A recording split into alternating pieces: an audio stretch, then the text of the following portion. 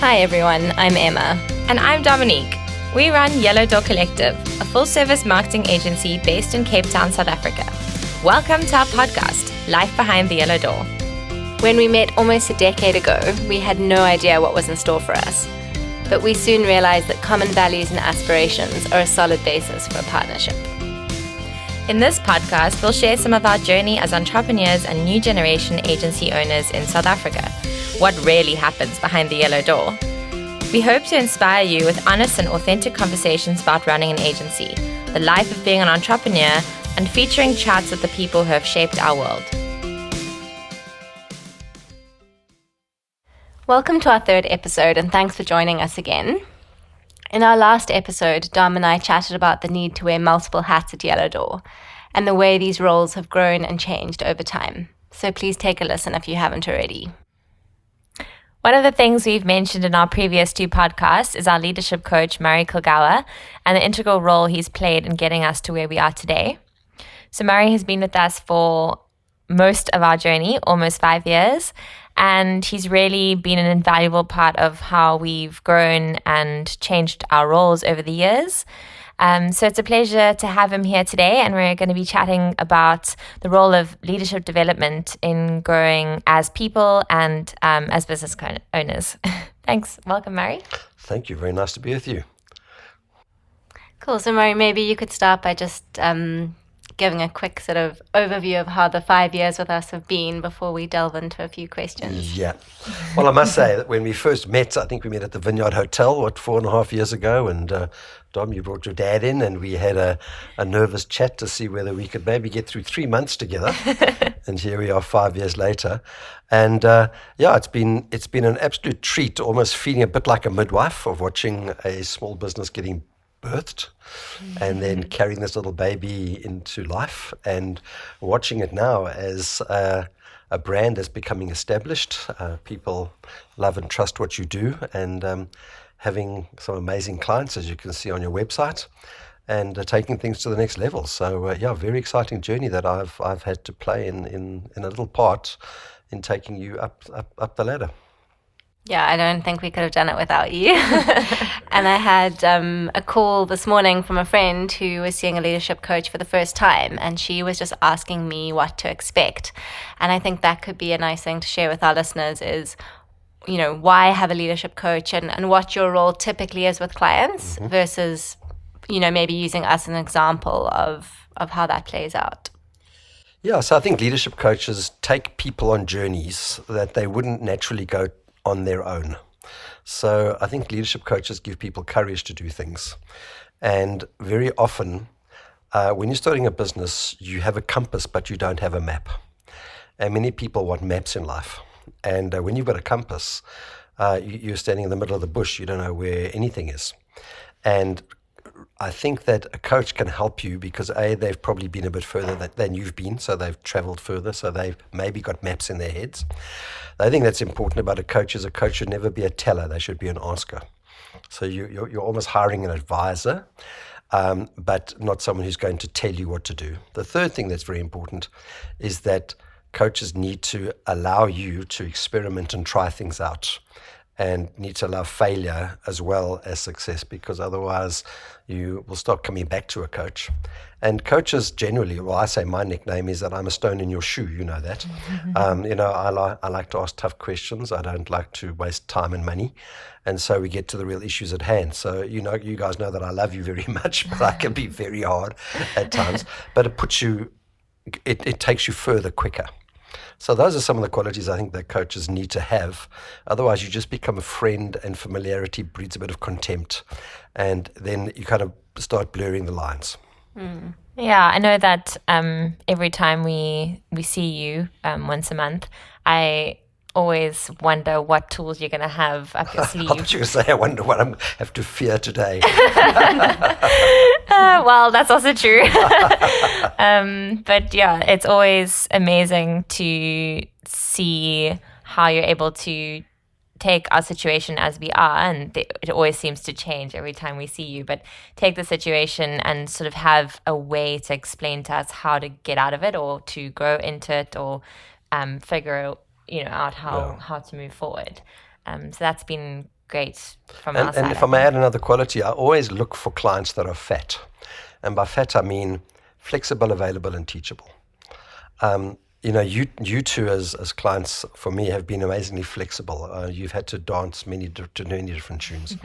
You've always been very available to listen and learn, and then teachable, to have an open spirit to say, listen, I was going this direction, and I know, for example, like Emma, you're a green light that we have to turn into a red light. John, you're a red light that we have to turn into a green light, right? So sometimes in the teachable department, we have to make sure that both of you come to the right lights. So those are also really good qualities that I think that the two of you have, and anyone who is a coach looking for clients, make sure that you get fat clients. I think we should apply that, Dom, and look for fat clients of our own. That's also true. It's not just for coaching. That's very true. And I think your red light, green light analogy sort of brings me to a point I wanted to raise, which is you've helped us to develop our relationship with each other as business owners. So we've got the same values, which means we always come back to the same page, but we sometimes have to work through tough conversations or different viewpoints. And I think having sort of an external person to help us do that and to see things from a new perspective has been really valuable. And I think what's really helped that are the tools that I have been able to find out there that can help that. I mean, the one we've spoken about is the Gallup Strengths Finder, which helps you to find your core strengths. And, because you know each other's strengths, and we've done this with your team as well. So we've done a team strengths. So it's not just creating a strengths-based individual, but a strengths-based organization makes a huge difference. And the other one, that we've worked on are the saboteur assessments, that we have a look at what sabotages individual thinking and individual performance. And we've also done that individually and as a group, so people can understand each other. And I find that if you can dial up on your strengths and you can dial down on your saboteurs, you have a winning team, right? And we've spent a lot of time talking about getting rid of B team players and having A team players only in your winning team. And often these are the kinds of tools that give us indications as to where team members are. And sometimes you've got to get a B team player to become an A team player, or sometimes they just can't. But I think it starts at the leadership. We always speak about the law of the lid. You two are the lid. Can't get past your lid. So if you go up, people follow you up. But if you stay stuck, then people get stuck underneath you. So you two have worked very hard on moving your lid and on building a very good relationship. And you've got a very synergized relationship. So that really does help.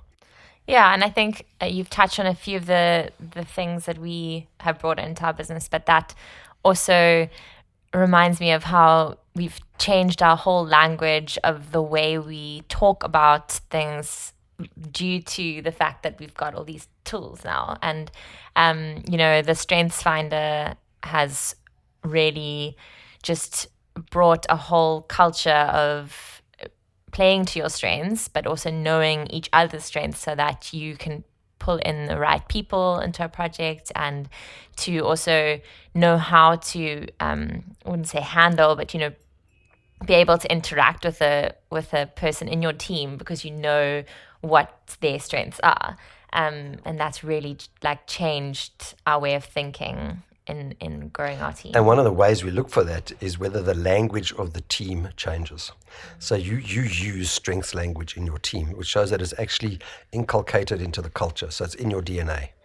And when we see language shift, we know that something is happening inside the team. And as far down, you've got a small team, but we work with teams, or very large organizations. I was with a client the other day with hundreds of staff, and I was working with some of the sort of the youngest and newest staff in the organization, and they were using the same language, and they're national. And I thought, isn't it wonderful that this language, that this has traveled all the way through? Well done, yeah. And same with you, with your team, it's got to become part of the language of the team. I think we've also been able to roll that out to work we do for clients. So when we create a holistic marketing strategy for a brand, we really focus on the language and the culture and look at the internal team as well as the sort of external strategy.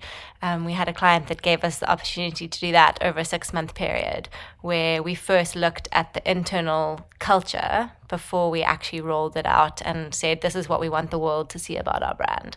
So it's had an interesting knock-on effect to more than just our team. But don't you think one of the challenges that makes you a bit jealous as you look into the future is that you've grown to a certain size and now you kind of are at that level where you can't get bigger, quicker. And you just wish you could get bigger quicker, don't you? And you get kind of stuck. And you kind of see all the opportunities out there and all the lives that you want to change. But then you look at your own organization, you go like, why can't we just kind of like just pop a little more? And things like cash flow and investment and come flooding back at you. And you go like, that's what's got us trapped. Mm-hmm. And I think where your organization is like at now is where many small businesses are. They get to a point where they've grown organically to a point, but they can't go beyond that point. And often either they've got to get some capital or someone's got to come with some, buy some equity in your company and go like, I'll put in R1 million and now you can hire 10 staff or something. But every company gets to where you are right now, where you're just full of opportunities and possibilities, but you just wish you could just pop it a little bit bigger. Yeah, absolutely. And figuring out what is going to make us scalable and sustainable at the same time. Luckily, I love that challenge. So I think, we really are focusing on that. And a lot of people have said to me, it takes 7 years for your business to kind of be at that point, and we're at 5. So if we've got another 2 to go, I think we've got the energy to make it happen. Yeah, and my joke with my clients is it takes courage and medication, because it takes a lot to kind of step through to that next level that you've got to go to. So, I say anyone who's an entrepreneur in today's world is a very courageous person. It's very easy to hide in a corporate or in a big organization where there's money and there's, people can forgive your indiscretions if you make some mistakes. Entrepreneurs are incredibly honest people. Every day you look at your cash flow, you look at your bank accounts, you get a knot in your tummy, and you know exactly what you can and cannot do on that day. Certainly keeps you honest. It does, keeps you honest, and I think that's where, we've got to keep on pushing through. But I've worked with too many organizations where we've seen them move beyond the boundaries. I mean, I've worked with companies up to 2,500 employees. How did they go? And they started small and went bigger and bigger and bigger. But it always had one common theme, and that was a courageous leader. A leader who believed and was able to go to the next level. Yeah. So talking about courageous leaders, what qualities do you try and develop in leaders, or what do you think people out there who want to be courageous leaders should be focusing on? So I have a maxim that says vision is leader-led. So in other words, if you want a quality to be developed in you as an entrepreneur, you better make sure that you are visionary. And under that, a couple of subpoints. Number one, you have to vision cast. It doesn't help you to dream vision. So if you're an introverted leader, it's dangerous because you think you've told everybody, but you told nobody because you were just thinking it to yourself. So you've got to find a way to articulate vision. And the second part of that is vision is leader-led, but it is participatively designed. So you've got to create ownership and buy-in as a leader underneath you, that people don't just get a memo, but that they actually want to buy in because they feel like there's ownership in their heart. And it takes a really courageous leader and a strong leader to say to somebody, how do you pull the vision down? Because some leaders are tellers, not askers. Okay, and as I say, someone taught me a lovely little sentence. They said you must turn exclamation marks into question marks. And often leaders exclaim. They don't ask questions. And so those are very important qualities that leaders need to have. The other one as well is creating an amazing culture. And we've worked on culture in your organization for a long time. Culture often is more what people come to work for on a day than vision. It's very important. So we think that our staff are coming to work for us because of this great vision we have. Most people couldn't care and they've forgotten. They want to know there's a culture of trust, of friendship, of kindness, of courage, whatever it is. And those are things that bring people together. So leaders have to always be looking out into the future, but be looking down into the organization and building great teams and taking those people with them.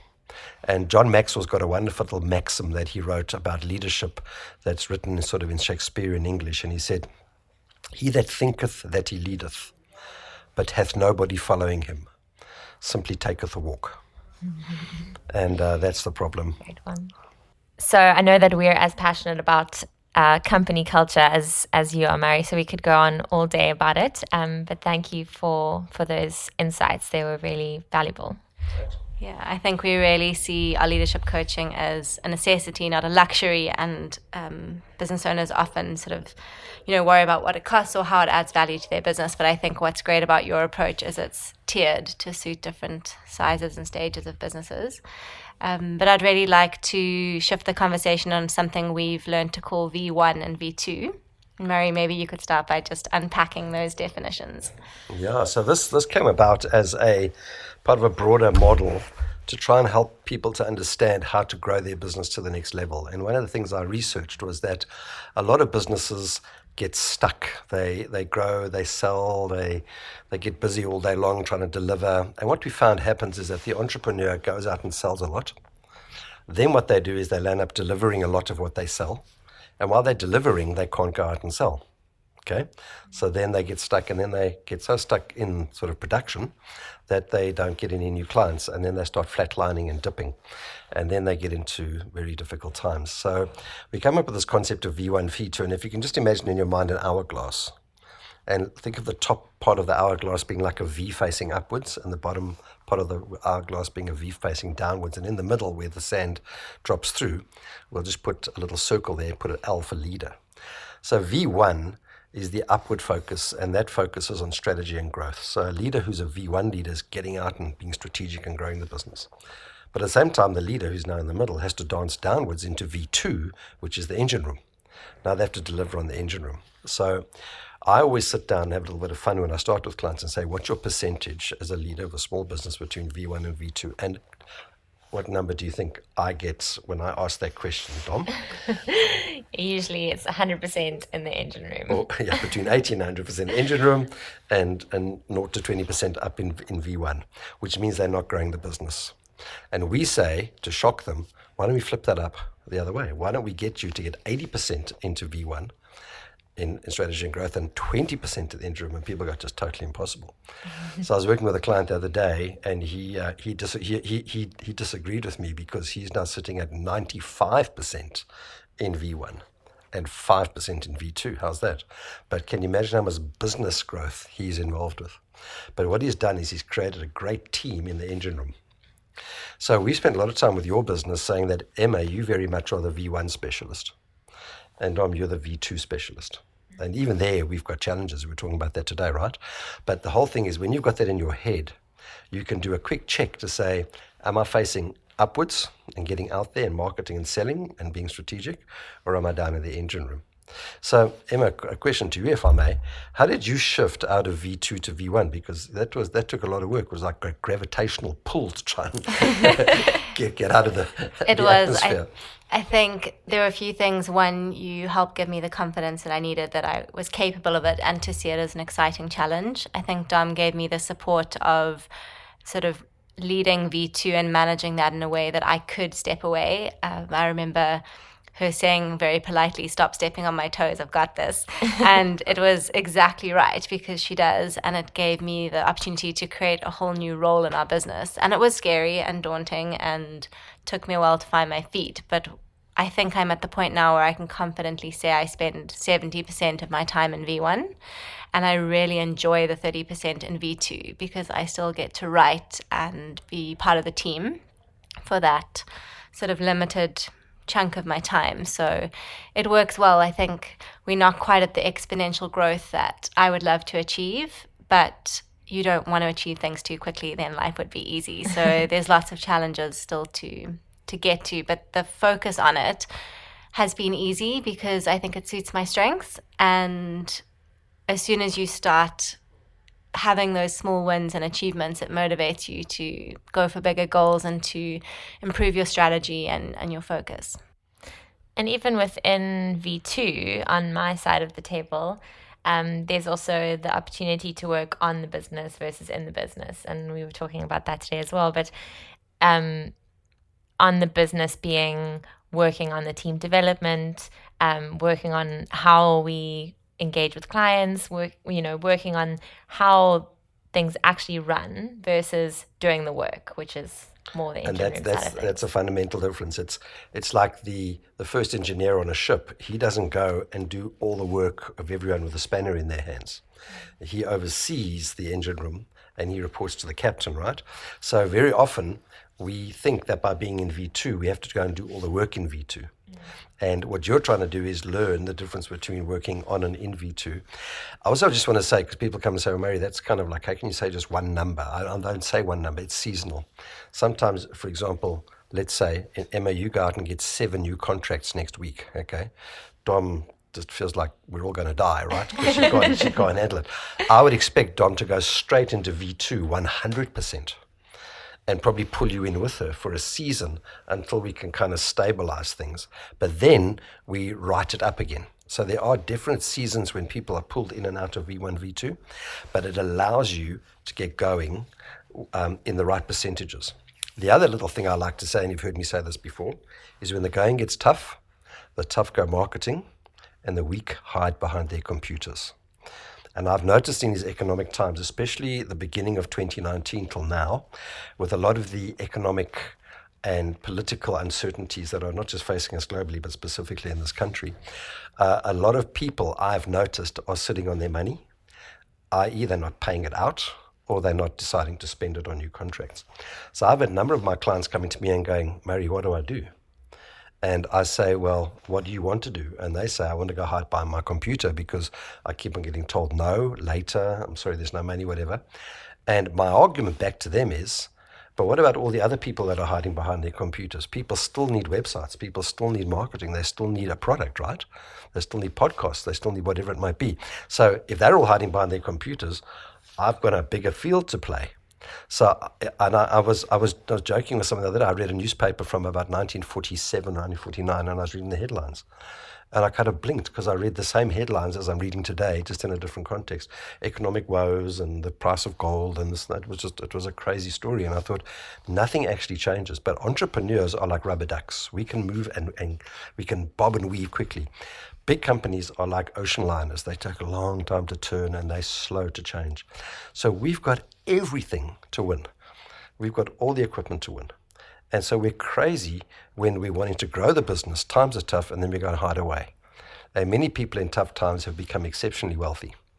So it's also about not just saying V1, V2, but it's the courage to keep on believing in your product and your service no matter what, and waking up every day and going for it. And I tell you what, at some point, the tide turns. Mm. And speaking of all these, things you need to do to help your business go along, are there things that people listening could avoid, common mistakes that they make other than just hiding away, that you've identified, that could help someone listening today? So let's start internally. That's a very good question. Internally, number one of the mistakes people do is they carry their mood on their face. When you go to your team, someone said you fake it till you make it, and then I say, and then you fake it some more. Because sometimes you've really got to have the courageous face, even though inside you're feeling very unsettled. Because if you communicate to your team that we're not doing well and our jobs are insecure, you can almost put a thermometer out there and just watch everybody just go into a negative space, and you'll see production starting to drop. So that's, first of all, it's leaders at that time have to make sure they lead properly. The second thing that I think is so important, where I see people do things negatively, is that they don't get creative in their marketing and in their selling in tough times. And that's a concern to me, is why do we have to stop creativity when times are tough? I think you need to become more creative. We've watched with this water crisis in Cape Town. I've seen water gadgets and gizmos coming out into the market I didn't even know existed. I mean, I was looking at one yesterday, water from air. I mean, how's that? That's cool. I mean, those things weren't around because they weren't financially viable. Now suddenly they're quite popular. So the thing is, it's to allow the creativity to go. And the third thing is isolation. You've heard me talk a lot, and we could talk another whole podcast on this, is about creating a dream team. Creating your people around you that are your experts, that are your geniuses. My business partner used to say to me, a dwarf can look like a giant when he stands on a giant's shoulders. And I have a dream team of about 7 people around me, and their shoulders have all got dents in them from me standing on them. And I use them, and I phone them, and I see them, and they encourage me. And when I'm going through a tough time or whatever, I email them, I get hold of them, and they say, "Murray, hold tight, keep moving, keep going." And so when you isolate yourself as a leader, it's very, very negative. And if you've got that kind of a personality, you have to be very careful not to give into it. And I always say anyone who comes to our organization, which is called Leading Edge, anyone who's lonely in Leading Edge, it's your own fault. Because we've got a bunch of people here that will love you and carry you tomorrow morning. I can set up a lunch for you with any one of my clients tomorrow who will carry you willingly on their shoulders. But it's about making yourself vulnerable and open to that. Absolutely. Sure. Powerful stuff. Murray, any last stories, notes you want to share? Yeah, so maybe just some anecdotal stuff. When I work with clients that are trying to grow their businesses to the next level, what I find is that it's a phrase used by a guy called Dan Sullivan, very, very good guy. If you want to go look at his website, it's called strategiccoach.com. I highly recommend it. Probably one of the best strategic entrepreneurial coaches I've ever come across. And I've been through quite a lot of his material. And he says that every time your business grows to a certain level, it hits what he calls a ceiling of complexity. So your business will grow and grow. Imagine you're kind of going up towards a ceiling in your house, and you hit the ceiling and you kind of bump on it, and you just feel like your product's stale, or your offering's stale, or the team's not happy or whatever. So then you go and read a book and you try a new thing and it doesn't work, and you go on a course, you do something, and you go and do a special, kumbaya session in the garden, and you come back and whatever. And after about 4 or 5 times, you just realize I can't get through the ceiling of complexity. And that's where we need help to break through to what he calls the next level of simplicity. And when that next level of simplicity has been reached, you get the next level of complexity, right? But if your business is hitting a ceiling of complexity right now, it's no time for too much navel gazing where you have to be self-analytical to the point of, kind of making yourself ill. Is to go and actually just have a look, get some advice, and if you've hit the ceiling, try and find out what's on the other side and break through to it. And don't keep on trying to do quick fixes. So I specialize in that with my clients. So when I sit with them, we spend a lot of time analyzing what it is that has created the complexity. And one of the things that creates that complexity, funnily enough, is us, we as leaders. We become the complexity. Or it becomes the fact that we don't want to change, whatever it might be. But we need to break through those things and get through. When I find people on the other side, and I say to them, what's it like on the other side? They often say, I don't know why I spend so much time in the ceiling of complexity. And most times I sign up new clients. They come to me 18 months too late. And by that I mean they've been frustrated for 18 months. And normally I say, I'm so happy you've been frustrated for 18 months. And they go, why? That doesn't sound fair. And I said, because now you are desperate enough. Finally ready. To finally say, get me out of here, Embrace And it. sometimes I need that frustration as a motivator. But that's how often I've seen people spend 2 to 3 years whacking the ceiling of complexity. So these are all the things that can stop you from taking your business to the next level. But there are clever people out there that have figured ways to get through there. And I promise you, if you're listening to this and you think I'm stuck, you don't have to be stuck. There's a way through this. You've definitely taught us that. There's always something cool that we can do to change our ways. Fresh perspective. Absolutely. Well, Murray, thank you very much. It's just a pleasure. Thank you. It's been great to have you. Yeah. Thanks, Murray. Spot the trend. For this week's Spot the Trend, I thought we'd discuss interactive videos, and something that I've been reading about is the sort of uptake of people actually wanting to be able to, like I say, interact with your video and not just watch something. So there are 2 kind of ways of doing that. One is a 360-degree video, which has been around a while, and I'm sure you've seen those photos on Facebook that you can scroll through to see a pano or a 360-degree view of an area. But this is an actual video where people record in 360 degrees so that you can move around the video while you're watching it, which is quite interesting. And a stat I picked up was that these 360-degree videos have 8 times more engagement than normal videos. Wow. Which is a huge a draw card for brands that we would be able to help get some more interaction. And it definitely allows people to showcase more of their experience or their product or their service in this way. So that's one of the ways you can interact with the video. And the other way is to have a variable ending. So a new thing that's sort of starting to come up is someone can actually pick which ending they want for their video. So I've seen it on Netflix, and it's quite like a cool way to interact with a series. But another way that I've seen it work is recently watching a video about a recipe where you can pick the ingredients, and the video then changes based on the ingredients that you pick. That sounds like my kind of recipe. I knew you'd like that. But yeah, so just keeping that in mind, anything that you think of that could be a cool way to work with that, or I love the concept. I think for a lot of clients, they're looking for ways to get their clients to feel part of the brand and to resonate with it more, and being able to pick the result or a part of something is an amazing way to do that, to feel like you're taking some ownership of the brand. Yeah. I think there's a client we're working with, which I'm not sure I'm allowed to mention because they're about to launch. So maybe it's something we could come back to in a future episode, because they are looking at using spaces differently. And I think for a potential customer to be able to really feel like they're in a space and see it from all angles is one way that it could be really valuable. Definitely. I think another, we often talk about doing videos that are a day in the life of, where we want to showcase what someone's job is really about, or how their role has an impact on their community. And that could be something to look into as well, and different endings but all having a similar impact. So to kind of show you how people have different ways of reaching the same conclusion. So that's almost spinning the concept on its head again.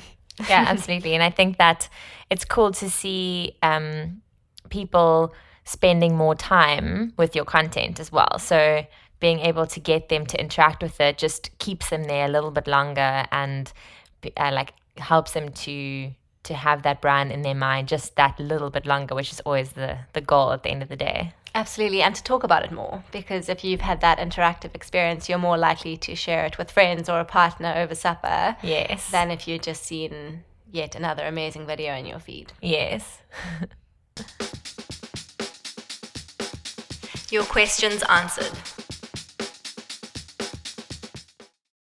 So one of the questions we have today is from Inga, and her question was, how do you find working with people based in other countries, and what tech or tricks do you use to make things easier working together?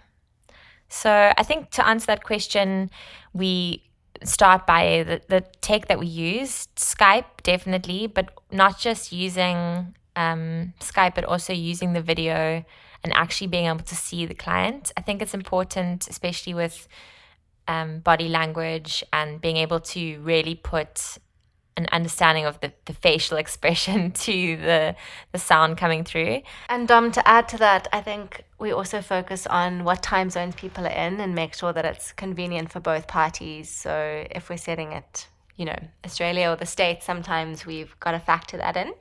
And also remembering to just have action points following the meeting. So we always know exactly where the progress is. They can't pop into the office and see how we're getting on. So just keeping them in the loop of. Yeah, so it's something we would do anyway with clients, but it's more important when it's someone who isn't able to just pick up the phone necessarily. There needs to be specific action points for both sides. Absolutely. And another thing with working with people in other countries, and specifically with websites, is just also knowing your audience, what time they're going to be offline mostly, and scheduling the updates on those websites for a specific time of the day. So, if it's in Australia, working after 4:00 rather than while they're online. So they are definitely things that you have to keep in mind when working with overseas clients. Yeah. Another question that we were asked is how, as a small business, we collaborate with other small businesses and entrepreneurs, and how we can support and uplift each other. So this is something we're really passionate about and have put into practice at Yellow Door. We work with a number of freelancers, whether it's videographers or strategists, writers, developers. And I think what makes it work is having clear boundaries. So we agree on a scope of work, but also a budget for the project. And we find that it works better to agree on a project fee rather than hourly rate, so that they are accountable and we can manage our clients' expectations and deadlines. And then when it comes to uplifting each other, it's really about just keeping them top of mind when you are with clients. So, for example, in this scenario, we've already a few times been able to say, if you want a podcast, go to the Stellar Effect. And that's great because that referability works both ways. Yeah, it's just remembering what the people you work with do, and just like you would sell your own product, recommending it to people as it comes up in conversations. So yeah, I think that's a great way to uplift other small businesses in your network. So yeah, I agree. Thanks for listening to this episode of Life Behind the Yellow Door.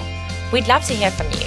So if you have questions or topics you'd like us to cover, pop us a message via our social media pages @Hello Yellow Door, and we'll do our best to answer them in upcoming episodes.